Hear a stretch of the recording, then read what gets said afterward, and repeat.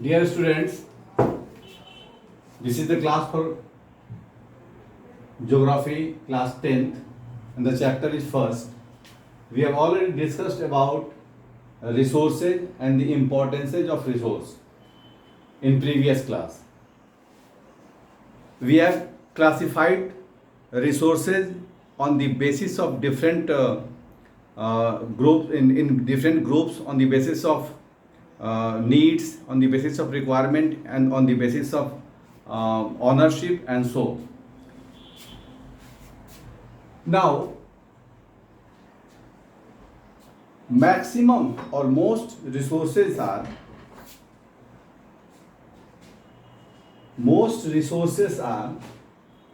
non-renewable.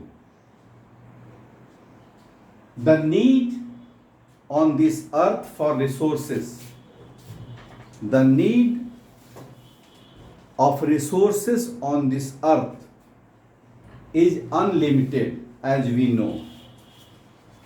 And according to Gandhiji, everything is available on this earth, but nothing is available for greed. Everything is available on this earth for our need, but nothing is available for our greed. So, because this greed, the accumulation of resources, as we have seen, there is in different aspect, we can say, accumulated resources have been accumulated in some hands, in some particular hands, and there is a big gap between rich and poor countries. Now, at present, we are emphasizing on sustainable development. What is sustainable development?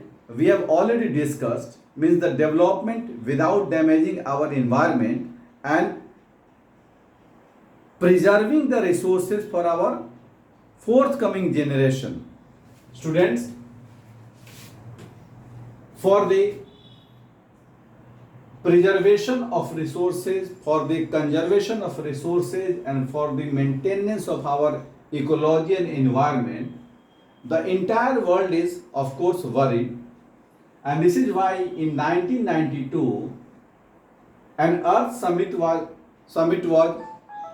organized in June 1992 in Rio de Janeiro, that is the capital of Brazil.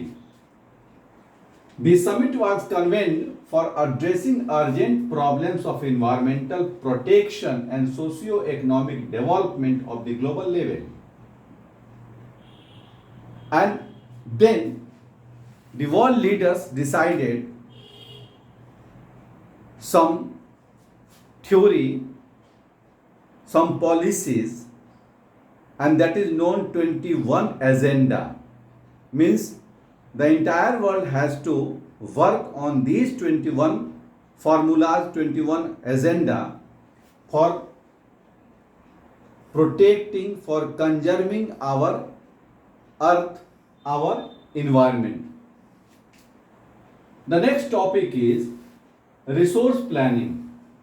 Planning is the widely accepted strategy for judicious use of resources. मतलब संसाधन आपके पास है लेकिन आप उसका misuse कर रहे हैं, ये भी गलत है. तो संसाधन का कितने तरीके से हम उपयोग करें जिससे मैक्सिमम लोगों तक वो बेनिफिट जाए, और कम यूज करके मिनिमम एक्सप्लॉयटेशन करके मैक्सिमम बेनिफिट लिया जा सके, इसको हम लोग कहते हैं रिसोर्स प्लानिंग. क्योंकि बगैर प्लानिंग का कोई भी काम नहीं हो सकता है, इसलिए प्लानिंग बहुत जरूरी होता है. अब इंडिया में इसको कैसे किया गया? तो resource planning in India, identification and inventory of resources across the regions of the country. देश के अलग अलग जगह पर अलग अलग रिसोर्सेज हैं, और जरूरी नहीं कि जहाँ पर जो रिसोर्स है वहाँ के लोग ही उसका इस्तेमाल करें और बाकी लोग उसका इस्तेमाल नहीं करें. तो हम उन रिसोर्सेज को कैसे आइडेंटिफाई करेंगे, कैसे उसको निकालेंगे और किस तरीके से पूरे देश को उसका फायदा होगा, ये प्लानिंग का पहला लेवल होता है। The second level is evolving a planning structure endowed with appropriate technology, skill and institutional setup for implementing resource development plans।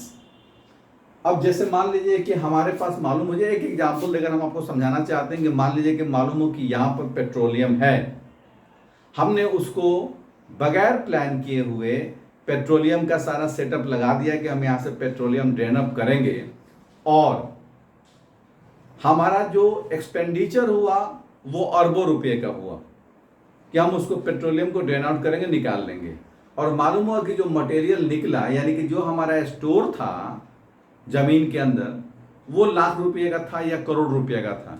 तो हमने जितना इन्वेस्ट कर दिया उसको निकालने में, उसके अगेंस्ट हमने पाया बड़ा कम। तो ये हमारी कोई बुद्धिमानी नहीं होगी। यानी कि प्लानिंग हम वो करेंगे कि हमारा इन्वेस्टमेंट के जो हो वो बड़ा ही सटीक हो, और जो हमारे पास उसका रिटर्न आए वो उससे ज़्यादा का हो, फायदेमंद हो। यानी कि ऐसा हम उपयोग करें कि वो लोगों के बेनिफिट में जाए, या उतना महंगा नहीं हो जाए कि फिर हम उन संसाधनों का उपयोग कर ही नहीं पाए, मतलब कॉमन लोग जो है उसको एक्सेस ना कर पाए। And matching the third is matching the resource development plans with overall national development plans. यानी कि उन संसाधनों का उपयोग देश के विकास के लिए करने में कुछ फायदा हो रहा है कि नहीं हो रहा है। अगर वो नहीं हो रहा है तो वो फिर बड़ा मुश्किल हो जाएगा, क्योंकि संसाधनों का उपयोग हमारे राष्ट्र के विकास में, यहाँ के सोसाइटी के डेवलपमेंट में हो रहा है कि नहीं हो रहा है, या उसका कुछ फायदा दिख रहा है कि नहीं दिख रहा है, अदरवाइज उसका कोई फायदा नहीं है। अब है कि कंजर्वेशन ऑफ रिसोर्सेज। तो सर मैंने आपको पहले भी बताया कि रिसोर्सेज जो होते हैं वो लिमिटेड है, या फिर मैक्सिमम रिसोर्सेज जो है वो मोस्टली जो रिसोर्सेज है वो नॉन रिन्यूएबल हैं। अगर हम उनका उपयोग सही तरीके से नहीं करेंगे, अगर हम उनका एक्सप्लॉयटेशन बिल्कुल जायज़ तरीके से नहीं करेंगे, तो फिर वो रिसोर्स ख़त्म हो जाएंगे, और आने वाले दिनों में हमें बहुत बड़ी प्रॉब्लम को फेस करना पड़ेगा, बहुत बड़ी समस्या को देखना पड़ेगा। तो हम उन संसाधनों का सिस्टमेटिक तरीके से और बहुत ही वाइजफुल तरीके से हम उसका इस्तेमाल करें, ताकि मिनिमम एक्सप्लॉयटेशन से मैक्सिमम बेनिफिट हो सके, और तब जाकर के वो हमारे पूरे ह्यूमैनिटी के लिए, पूरा मानव समाज के लिए, पूरे देश के लिए, नेशन के लिए वो फायदेमंद होगा। अगर हम ऐसा नहीं कर पाते हैं तो फिर हम एक बहुत बड़े संकट में पड़ जाएंगे, फंस जाएंगे। इसलिए संसाधनों का, रिसोर्सेज का कंजर्वेशन बहुत जरूरी है।